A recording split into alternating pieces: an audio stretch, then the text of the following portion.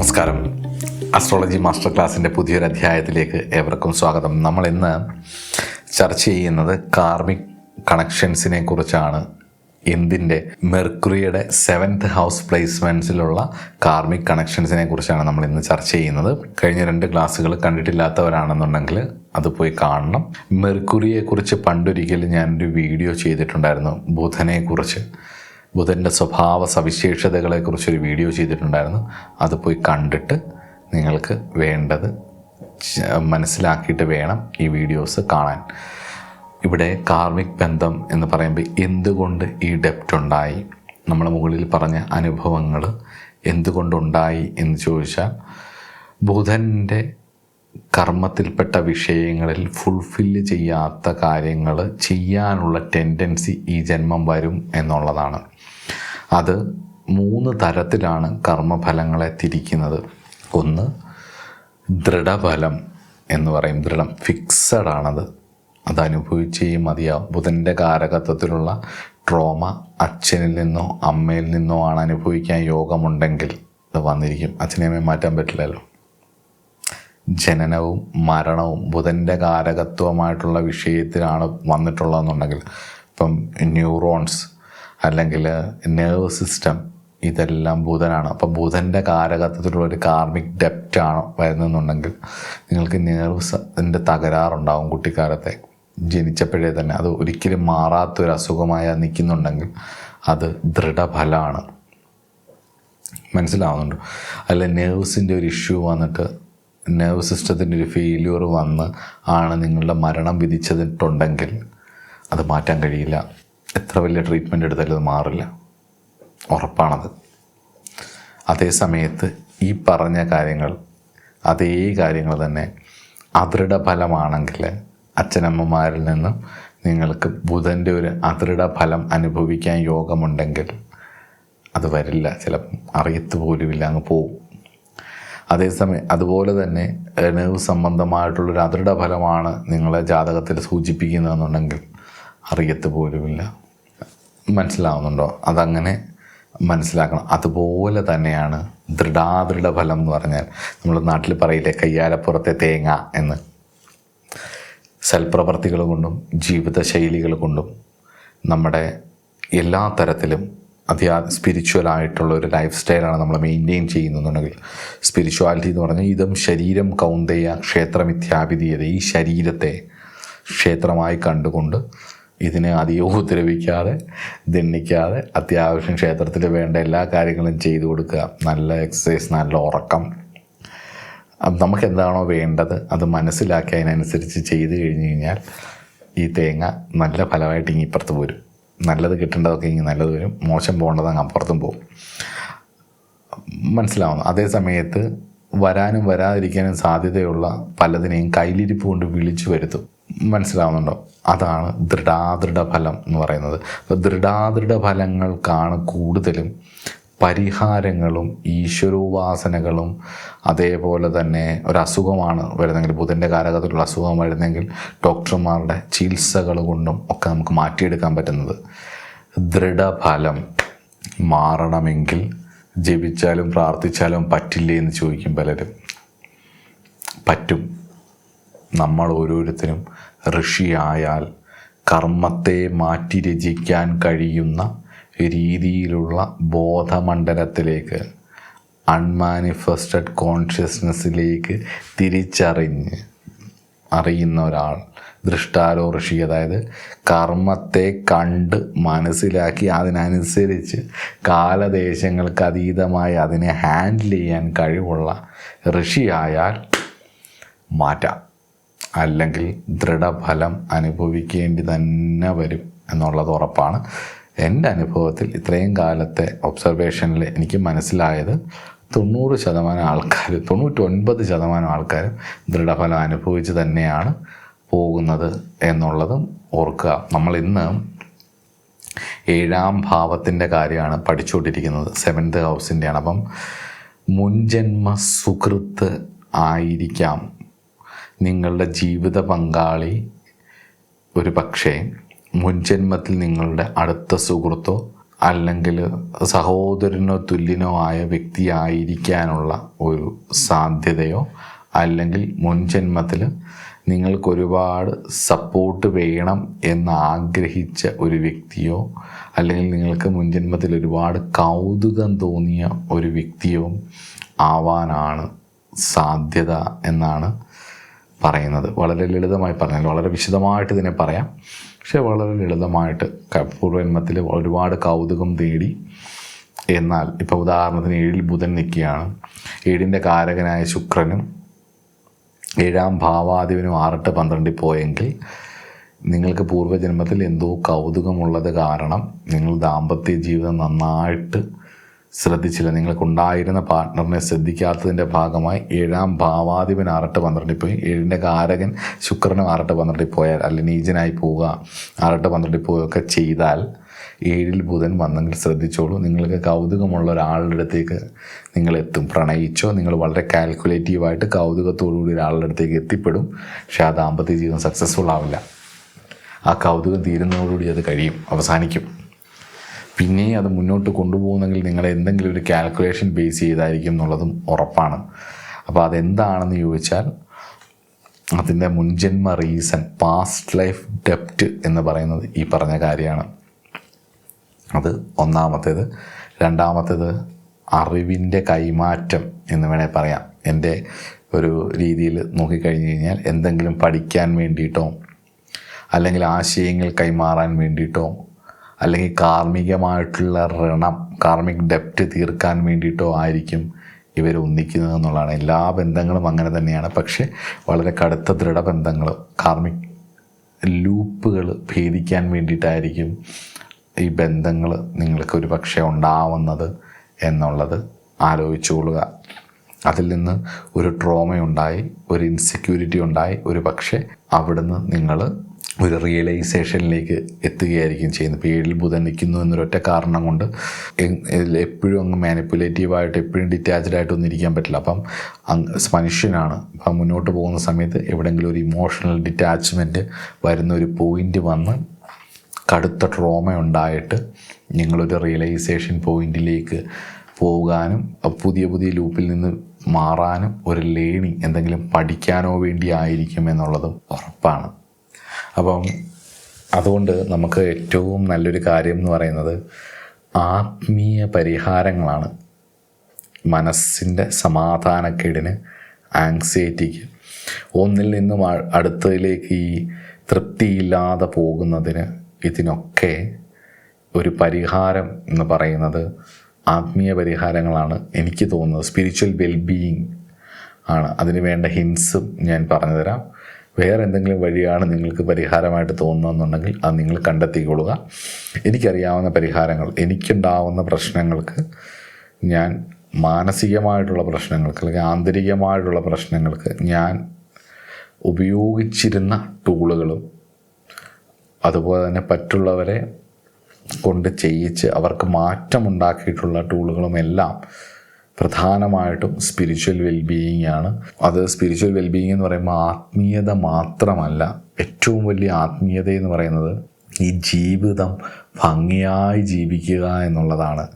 ഭംഗിയായി ജീവിക്കാൻ ഈ ശരീരം അനിവാര്യമാണ്. അതുകൊണ്ട് തന്നെ നല്ല പോലെ ഭക്ഷണം, വേണ്ട ഭക്ഷണം കഴിക്കുക, അത്യാവശ്യം എക്സസൈസ് ചെയ്യുക. നല്ലപോലെ കഴിക്കുക, വെട്ടി വിഴുങ്ങുക എന്നല്ല, ആവശ്യത്തിന് നിങ്ങളുടെ ശരീരത്തിനും മാനസികാവസ്ഥയ്ക്കും അനുസരിച്ചുള്ള ഭക്ഷണങ്ങൾ വളരെ നല്ലതായി കഴിക്കുക. അതേപോലെ നാട്ടുകാർ പലതും കൊള്ളാമെന്നൊക്കെ പറയും.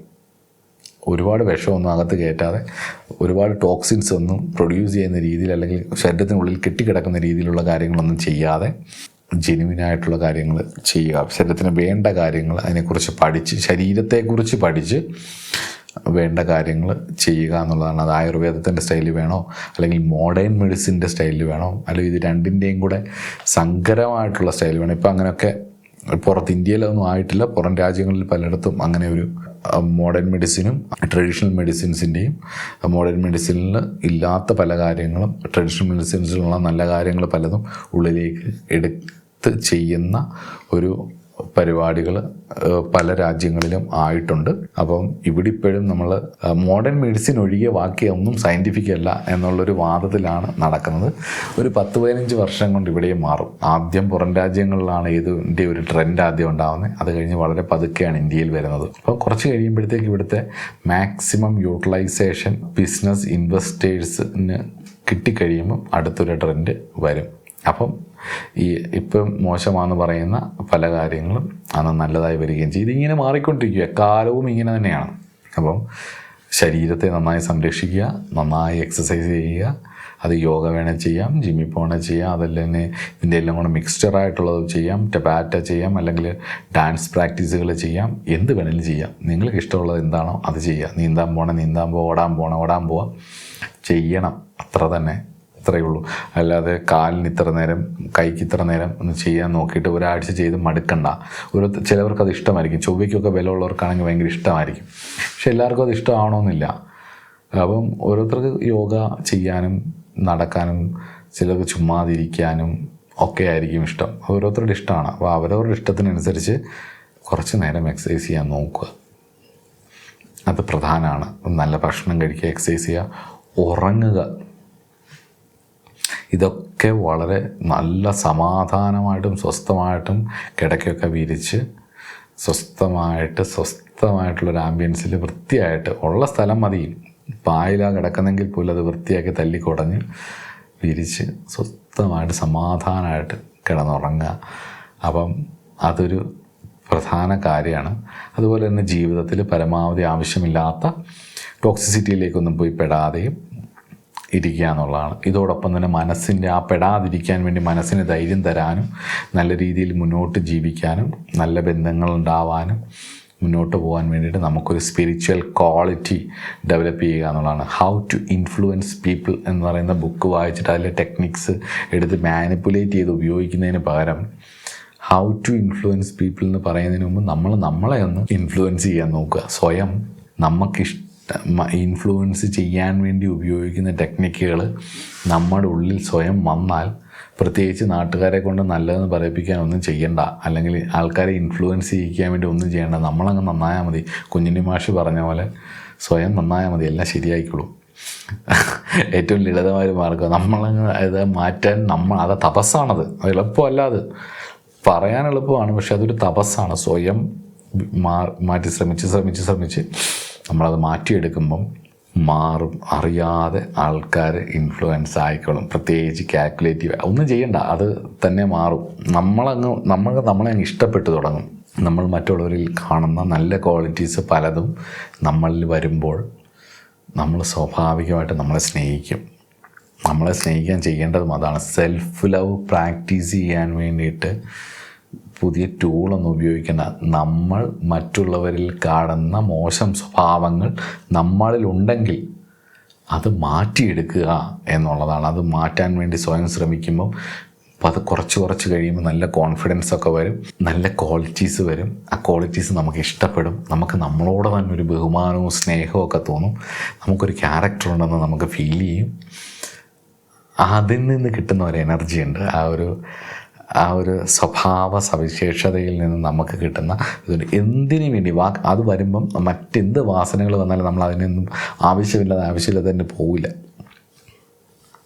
സ്വയം സ്നേഹിച്ച് തുടങ്ങും. സ്വാർത്ഥത കൊണ്ടുള്ള സ്നേഹമല്ല, ശരിക്കും ഇഷ്ടപ്പെട്ട് തുടങ്ങുമ്പം നമ്മളെ ഇഷ്ടപ്പെട്ട് തുടങ്ങുമ്പം ചുറ്റുപാടുമുള്ളവർ സ്വാഭാവികമായിട്ടും നമ്മളെ ഇഷ്ടപ്പെട്ടോളും. ചുറ്റുപാടുമുള്ളവർ സ്വാഭാവികമായിട്ടും ഇൻഫ്ലുവൻസ് ആയിക്കോളും. അല്ലെങ്കിൽ അവരെ ഇൻഫ്ലുവൻസ് ചെയ്യാൻ നടന്ന് ഒരു സമയത്തും നമ്മൾ ക്ഷീണിക്കും. എന്തിനാ അതിന് പോകുന്നത്? അതിലും എത്രയോ നല്ലതല്ലേ നമ്മളെ ഡെവലപ്പ് ചെയ്ത്, നമ്മളെ ഇഷ്ടപ്പെട്ട്, നമ്മളെ സ്നേഹിച്ച്. നമ്മളെ സ്നേഹിച്ചില്ല നമ്മളെ പിന്നെ ആരെ സ്നേഹിക്കും? നമുക്ക് നമ്മളോട് സ്നേഹമില്ല, പിന്നെ എങ്ങനെ മറ്റുള്ളവർക്ക് നമ്മളോട് സ്നേഹം ഉണ്ടാവുക? അല്ലേ? അപ്പോൾ നമ്മളെ സ്നേഹിക്കുക എന്നുള്ളതാണ് ഏറ്റവും പ്രധാനപ്പെട്ട കാര്യം. അതിന് ആത്മീയമായിട്ടുള്ള സ്പിരിച്വൽ വെൽബീയിങ് ഒരുപാട് ഹെൽപ്പ് ചെയ്യും. അതിൽ ബുധൻ്റെ അതിദേവത വിഷ്ണു ആയിട്ടാണ് പറയുന്നത്. അതുപോലെ തന്നെ അവതാര വിഷ്ണു എന്നുള്ളൊരു സങ്കല്പമുണ്ട്. അതുകൊണ്ട് തന്നെ ദിവസവും വിഷ്ണു സഹസ്രനാമം ജപിക്കുകയോ അല്ലെങ്കിൽ വിഷ്ണു ഭഗവാന്റെ ഏതെങ്കിലും കൃഷ്ണനെയൊക്കെ ആരാധിക്കുന്നതും വിഷ്ണു ഭഗവാന്റെ സഹസ്രനാമം ജപിക്കുന്നതും ഒക്കെ ഈ 7-ാം ഭാവത്തിനുണ്ടാകുന്ന ദോഷങ്ങൾക്കുള്ള പരിഹാരമാണ് എന്നുള്ളതാണ്. അതുപോലെ തന്നെ മാനിപ്പുലേഷൻ കുറയ്ക്കുക എന്നുള്ളതാണ്. മാനിപ്പുലേഷൻ ഒരാൾക്ക് കൂടുന്നുണ്ടെങ്കിൽ പൂർവ്വജന്മത്തിൽ ബുധൻ്റെ കാരകത്വത്തിലുള്ള വിഷയത്തിൽ ശാപതാപങ്ങൾ നേടിയിട്ടുള്ളത് കൊണ്ടാണ്. അതുകൊണ്ട് തന്നെ നുണ പറയാനുള്ള ടെൻഡൻസീസ് കൂടും. സ്വാർത്ഥതയ്ക്ക് വേണ്ടിയിട്ട് നമുക്ക് മാനിപ്പുലേറ്റ് ചെയ്യാനുള്ള വക്ര സ്വഭാവങ്ങൾ കൂടും. അതായത് കാര്യം വളച്ചെടുത്ത് അവരെ ഇൻഫ്ലുവൻസ് ചെയ്ത് നമ്മുടെ സൈഡിലേക്ക് ആക്കിയെടുക്കാനുള്ളൊരു വൈശ്യ സ്വഭാവം, ലാഭ സ്വഭാവം, ഒരു ടെൻഡൻസി ഉണ്ടാവും. ബുധദോഷം വർദ്ധിപ്പിക്കും. നേടുന്ന അനുഭവിക്കാൻ യോഗം ഉണ്ടാവില്ല. അങ്ങനെയാണത് പറയുന്നത്. അതായത് ബുധൻ അങ്ങനെ വക്രത കാണിച്ച് ഇവർക്ക് ആ കോൺഫിഡൻസ് എന്ന് പറയുന്നത് ഇവർ വിജയങ്ങളിൽ നിന്ന് വിജയത്തിലേക്ക് പൊയ്ക്കൊണ്ടിരിക്കും. അപ്പോൾ ഇവരുടെ മാനിപ്പുലേഷൻ രീതികൾ ഇതാണ് ശരി എന്നുള്ളൊരു തോന്നൽ വരും. പക്ഷെ ഒരു പോയിന്റ് എത്തുമ്പോഴത്തേക്ക് ഇത് വീഴും. അത് ബുധദോഷം കൂട്ടും. അപ്പം നുണ പറയുന്നത്, അത് നുണ പറയുക എന്നുള്ളത് മാത്രമല്ല, നുണ ചെയ്യുന്നത് എല്ലാ മേഖലയിലും അത് വർദ്ധിപ്പിക്കും. അപ്പം ബുധദോഷം വർദ്ധിപ്പിക്കും. അപ്പം വിജയങ്ങൾക്ക് വക്രത ഉപയോഗിക്കാതിരിക്കാൻ നോക്കുക എന്നുള്ളതാണ്. കുറേയൊക്കെ വരും, അതിൽ നിന്നും എവിടെയെങ്കിലും പോയി വീഴുമ്പം അത് നിങ്ങൾ ചെയ്ത ദോഷ വഴിയിലായിരിക്കില്ല പണി വരുന്നത്. ഒരു വിചാരം നിങ്ങൾ വളരെ കാൽക്കുലേറ്റീവായിട്ടൊരു സബ്ജക്റ്റിൽ ചെയ്യും. ഉദാഹരണത്തിന് ഒരു ബിസിനസ് ആണെങ്കിൽ നിങ്ങൾക്ക് അതിനകത്ത് അസാമാന്യമായ കഴിവുണ്ടായിരിക്കും. അതുകൊണ്ട് തന്നെ അതിനേക്കാളിലും കഴിവ് കുറഞ്ഞവരെ വളച്ചെടുത്ത് സെറ്റ് ചെയ്യാനുള്ള ഒരു രീതി നിങ്ങൾക്കുണ്ടാവും. പക്ഷെ നിങ്ങൾക്ക് പണി വരുന്നത് അവരെ വളച്ചെടുത്ത് അവർക്കുണ്ടാകുന്ന നഷ്ടങ്ങൾ കൊണ്ടുണ്ടാകുന്ന ബോധപൂർവം ഉണ്ടാകുന്ന സങ്കടങ്ങൾ നമ്മൾ കണ്ടില്ല എന്നടിച്ച് മുന്നോട്ട് പോകും. പക്ഷെ അതിൻ്റെ പണി വരുന്നത് അവിടെ ആയിരിക്കത്തില്ല. നമുക്ക് എവിടെയാണോ വീക്ക്നെസ് ആ പോയിന്റിലേക്കായിരിക്കും വരുന്നത്. അപ്പോൾ എന്ത് നേടിയാലും ആ വീക്ക് പോയിന്റിൽ അടികൊള്ളുമ്പം എന്ത് നേടിയിട്ട് ഇത്രയൊക്കെ നേടിയിട്ട് എന്താണ് കാര്യം, ഞാൻ ഇങ്ങനൊരു കാര്യം ആരെയും ഉപദ്രവിച്ചിട്ടില്ലല്ലോ എന്നൊക്കെ പറയും. പക്ഷേ അത് വേറൊരു വഴിക്ക് കൊടുത്ത പണിയുടെ ബാക്കിപത്രമാണ് എന്നുള്ളത് ഓർത്ത് മനസ്സിലാക്കി അതൊരു ലെസണായിട്ടെടുത്ത് ജീവിതത്തെ മാറ്റാൻ ശ്രമിക്കുക. ജീവിതത്തെ നല്ല രീതിയിൽ കൊണ്ടുപോകാൻ ശ്രമിക്കുക. അതിന് വിഷ്ണു പ്രീതി, വിഷ്ണു സഹസ്രനാമ ജപം, അതേപോലെ തന്നെ ഗുരുവായൂരപ്പനെ നന്നായിട്ട് ആശ്രയിക്കുന്നതും ഹരേ രാമ ഹരേ കൃഷ്ണയൊക്കെ ജപിക്കുന്നതും, അതുപോലെ തന്നെ കൃഷ്ണൻ്റെ സഹസ്രനാമം ജപിക്കുന്നതും ഒക്കെ. അല്ലെങ്കിൽ അവതാര വിഷ്ണു, ഇപ്പം കുജൻ്റെ ബന്ധമുണ്ടെന്നുണ്ടെങ്കിൽ നരസിംഹം, ബുധൻ്റെ ബന്ധമാണെങ്കിൽ സുദർശനം, അതുപോലെ യുഗ്മരാശിയിലാണെന്നുണ്ടെങ്കിൽ സരസ്വതീ ദേവിയെയും ഒക്കെ ആശ്രയിക്കാം. അത് വലിയ മാറ്റങ്ങൾ ഉണ്ടാക്കുകയും ചെയ്യും. അതുപോലെ തന്നെ തുളസി പൂജ നടത്തുന്നതും രാധാദേവിയുടെ മന്ത്രമോ സഹസ്രനാമോ ജപിക്കുന്നതും വളരെ വിശേഷമാണെന്ന് ചില ഗ്രന്ഥങ്ങളിൽ കണ്ടിട്ടുണ്ട്. നാരദ പഞ്ചരാത്രം എന്ന് പറയുന്ന തന്ത്രഗ്രന്ഥത്തിൽ അതിനെ എടുത്തു പറയുന്നതെന്ന് പറഞ്ഞാൽ അതിനാണ് രാധാ സഹസ്രനാമം ഉള്ളതും. ഇന്ന് ഒട്ടുമിക്ക സ്ഥലങ്ങളിലും പ്രശസ്തമായിട്ടുള്ള രാധാ സഹസ്രനാമമുള്ളത് നാരദ പഞ്ചരാത്രം എന്ന് പറയുന്ന തന്ത്രഗ്രന്ഥത്തിലെയാണ്. പലപ്പോഴും ഇന്ന് കൃഷ്ണവിശ്വാസികൾ ശിവനെയും മറ്റു ദേവതകളെയും ഡെവിളാണെന്ന് പറയുന്ന ഒരു കാലഘട്ടത്തിൽ പോകുന്നുണ്ട്. അതൊരു സെമിറ്റിക് സ്റ്റൈലിൽ കൃഷ്ണവിശ്വാസം പോകുന്നൊരു കാലഘട്ടത്തിലൂടെയാണ് കടന്നു പോകുന്നത്. അവർ തന്ത്രശാസ്ത്രത്തെയൊക്കെ വളരെ ശക്തമായിട്ട് നിഷേധിക്കുന്നതും എൻ്റെ ശ്രദ്ധയിൽപ്പെട്ടിട്ടുണ്ട്. എന്നോട് അങ്ങനെയുള്ളവർ സംസാരിച്ചിട്ടുണ്ട്. മറ്റുള്ള ദേവതയ്ക്ക് വേണ്ടി ഇതുപോലെ ഇത് മഹാമന്ത്രമാണ്, കൃഷ്ണൻ്റെ മന്ത്രമാണ്, മഹാമന്ത്രം തന്നെയാണ്. എൻ്റെ സങ്കടം എന്ന് പറയുന്നത് അവരുടെ കൊച്ചു മകൻ ശിവഭഗവാൻ ഡെവിളല്ലേ എന്നാണ് ചോദിച്ചത്. അപ്പോൾ എനിക്കത് കേട്ടപ്പോൾ ഭയങ്കര സങ്കടം തോന്നി, നന്നായിട്ട് ഇറിറ്റേറ്റഡ് ആയി. പക്ഷേ എനിക്കത് കാണിക്കാൻ പറ്റുന്നൊരു സാഹചര്യത്തിലല്ലായിരുന്നു അത്. അപ്പം ആ ഒരു ഇത് പറയുമ്പോൾ പ്രത്യേകിച്ച് തന്ത്രശാസ്ത്രം, അവർ തന്ത്രശാസ്ത്രത്തെ വളരെ പുച്ഛിച്ചായിരുന്നു എന്നോട് സംസാരിച്ചതും. അപ്പം ഞാൻ ഏറ്റവും അവസാനം പറഞ്ഞ മറുപടിയും ഇതാണ്: നിങ്ങൾ രാധാറാണിയുടെ സഹസ്രനാമം ജപിക്കുമ്പം ആ സഹസ്രനാമം നാരദ പഞ്ചരാത്രം എന്ന് പറയുന്ന വൈഷ്ണവ താന്ത്രിക ഗ്രന്ഥത്തിലുള്ളതാണ് എന്നുള്ളത് മറക്കാതിരിക്കുക. മറന്നാൽ അത് മറന്നുകൊണ്ടാണ് നിഷേധിക്കുന്നതെങ്കിൽ നിങ്ങൾ നിത്യവും ചെയ്യുന്ന സാധനയാണ് നിഷേധിക്കുന്നതെന്നും കൂടി പറഞ്ഞ് എനിക്കറിയാവുന്ന ആൾക്കാരായതുകൊണ്ട് വളരെ സൗഹൃദപരമായിട്ട് ആ ബന്ധം അവിടെ തിരിഞ്ഞു. അപ്പം രാധാറാണിയെയും അതേപോലെ തന്നെ അങ്ങനെ ചെയ്യുന്നവർക്കത് ചെയ്യാം, ബുധന് അത് ചെയ്യാം. അതോടൊപ്പം തന്നെ തുളസി പൂജ ചെയ്യുന്നതും വളരെ വിശേഷമായിരിക്കും. തുളസി പൂജ ചെയ്യാൻ കഴിഞ്ഞില്ലെങ്കിൽ, ഇപ്പം നടുമുറ്റമുള്ള വീടുകൾ കുറവാണ്, അവിടെ തുളസി വെച്ച് ബ്രഹ്മസൂത്രത്തിൽ തുളസി വെച്ച് പിടിപ്പിക്കുന്നതൊക്കെ പഴയ നാലുകെട്ടിൽ ഉണ്ടായിരുന്നു. ഇപ്പോൾ നാലുകെട്ടൊക്കെ ഉണ്ടെങ്കിലും നടുമുറ്റത്തിൽ തുളസി ഉണ്ടോ എന്നുള്ളത് സംശയമാണ്. അല്ലെങ്കിൽ പുറത്ത് തുളസിത്തറ ഉണ്ടാവും. തുളസിത്തറയ്ക്ക് പൂജ കഴിക്കുന്നതും വെള്ളം കോരുന്നതും ഒക്കെ നല്ലതാണ്. ഇതൊന്നുമില്ലെങ്കിൽ വിഷ്ണു ക്ഷേത്രത്തിൽ തുളസിമാല സമർപ്പിക്കുന്നതും വീട്ടിൽ തുളസി ഉണ്ടെങ്കിൽ അത് പറിച്ചുകൊണ്ട് സമർപ്പിക്കുന്നതുമൊക്കെ ബുധനുള്ള പരിഹാരമാണ് എന്നുള്ളതാണ് കേട്ടോ. അതുപോലെ തന്നെ 7th ഹൗസിൽ ബുധൻ നിൽക്കുന്നവർക്ക് പച്ച വസ്ത്രങ്ങൾ, കിടപ്പുമുറിയിൽ പച്ച നിറത്തിലുള്ള കർട്ടൻസ് അല്ലെങ്കിൽ ചെറിയ പച്ച ഷെയ്ഡുള്ള കാര്യങ്ങൾ, അതുപോലെ തന്നെ ബുധന് മാത്രം, ബുധന് ബന്ധമില്ലാത്ത നോക്കണം. അതേപോലെ തന്നെ പച്ച ഷെയ്ഡുള്ള ചെറിയ ലൈറ്റുകൾ ഒക്കെ ഇടുന്നത് നന്നായിരിക്കും. അവർക്കൊരു മാനസിക ഉന്മേഷം നൽകുകയും ചെയ്യും. ഇപ്പോൾ ജൂപ്പിറ്റർ ആണെങ്കിൽ മഞ്ഞ, അതുപോലെ ശുക്രനാണെങ്കിൽ വെള്ള, അതേപോലെ ശുക്രന് ചൊവ്വയുടെ ഒരു കണക്ഷനൊക്കെ വന്നു കഴിഞ്ഞാൽ പിങ്ക് അല്ലെങ്കിൽ വൈറ്റ് കളർന്ന റെഡ്, ഇതൊക്കെ നല്ലതാണ്. കുജന് ശുക്രബന്ധം വരുമ്പം ഒരു റെഡ് കളറാണ്. അപ്പോൾ അത് ആ റെഡ് കളറുമായിട്ട് ബന്ധപ്പെട്ടിട്ടുള്ള പിക്ചർ നിങ്ങൾ ശ്രദ്ധിച്ചാൽ മനസ്സിലാവും. പെട്ടെന്ന് ആൾക്കാരുടെ ശ്രദ്ധയിലേക്ക് വരും. പ്രത്യേകിച്ചൊരു പെൺകുട്ടി ആൺകുട്ടിയും കൂടെ നിൽക്കുന്ന ഒരു പടം റെഡ് കളറിലാണെന്നുണ്ടെങ്കിൽ പെട്ടെന്ന് ശ്രദ്ധ വരും. അതിനകത്തൊരു ഇറോട്ടിക് ടച്ച് കൂടെ വന്നാൽ ശുക്രനായി.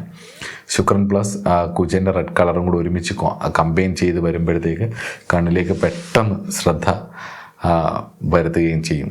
അപ്പോൾ അത് ശ്രദ്ധിക്കാൻ നോക്കുക. അത് ഇങ്ങനെയൊക്കെയാണത് പഠിക്കേണ്ടതും ഒബ്സർവ് ചെയ്യേണ്ടതുമൊക്കെ. അപ്പം ചുരുക്കത്തിൽ പറഞ്ഞു കഴിഞ്ഞു കഴിഞ്ഞാൽ നമുക്ക് ചുരുക്കത്തിൽ പറഞ്ഞു കഴിഞ്ഞു കഴിഞ്ഞാൽ 7ാം ഭാവത്തിൽ ബുധൻ നിൽക്കുകയാണെങ്കിൽ മുകളിൽ പറഞ്ഞ കാര്യങ്ങളൊക്കെ ശ്രദ്ധിച്ച് ദാമ്പത്യ ജീവിതത്തെ സന്തോഷമുള്ള, ഹാസ്യത്തിൻ്റെ കാരകനല്ലേ. അപ്പം നവരസങ്ങളിൽ ഹാസ്യം കാരകമാണ്. അപ്പോൾ ഹാസ്യത്തിലൂടെ ഭക്തി വന്നാലും ഹാസ്യത്തിലൂടെയും ഭക്തി വരാം, വീരരസത്തിലൂടെ ഭക്തി വരാം. രാവണൻ്റെയൊക്കെ ഭക്തി വീരരസത്തിലൂടെ, ദാസ്യത്തിലൂടെ ഭക്തി വരാം, ദാസ്യഭക്തി വരാം, ശൃംഗാരഭക്തി വരാം. ഗോപികമാർക്ക് ഭഗവാനോടുണ്ടായിരുന്ന ഭക്തി എന്ന് പറഞ്ഞാൽ ശൃംഗാരഭക്തി. നവരസങ്ങളിലൂടെയാണ് ജീവിതം പോകുന്നത്. അപ്പം നമ്മളിൽ ഏത് രസമാണ് കൂടുതൽ എന്നുള്ളത്, 9 രസങ്ങളും ഉണ്ടാവും ജീവിതത്തിൽ, പക്ഷേ ഏത് രസമാണ് നമുക്ക് കുറച്ച് കൂടി നിൽക്കുന്ന ആ രീതിയിൽ ഉള്ള ദേവതയിലേക്കും ആ രീതിയിലുള്ള ഇതിലേക്ക് നമ്മൾ മുന്നോട്ട് കൊണ്ടുപോകാൻ ശ്രമിച്ചാൽ ഒരു രസകരമായ ഒരു യാത്രയാക്കി ജീവിതത്തെ മാറ്റാൻ കഴിയും എന്നുള്ളത് ഉറപ്പാണ്. അവിടെ ഗൗരവത്തേക്കാൾ കൂടുതൽ ചിരിക്കും, മൗനത്തേക്കാൾ കൂടുതൽ സംസാരത്തിനും തമാശകൾക്കും ആണ് കൂടുതൽ സ്ഥാനം എന്നുള്ളത് മനസ്സിലാകും. അതൊരു എക്സ്പീരിയൻസ് കൊണ്ട് തിരിച്ചറിയേണ്ടതാണ്. മനസ്സിലാവുകയും അതിന് സ്വയം പ്രിപ്പയർ ആവുകയും മറ്റുള്ളവരിൽ നിന്ന് എക്സ്പെക്റ്റ് ചെയ്യുന്നതിന് പകരം അതിന് സ്വയം പ്രിപ്പയർ ആയിട്ട് മുന്നോട്ട് പോയാൽ അതിന് പറ്റുന്ന രീതിയിലുള്ള ഒരു സോളായിരിക്കും പാർട്ട്ണറായിട്ട് വരുന്നത്. അല്ലെങ്കിൽ നിങ്ങൾ എക്സ്പെരിമെൻ്റ് ചെയ്തുകൊണ്ടേയിരിക്കും എന്നുള്ളതാണ്.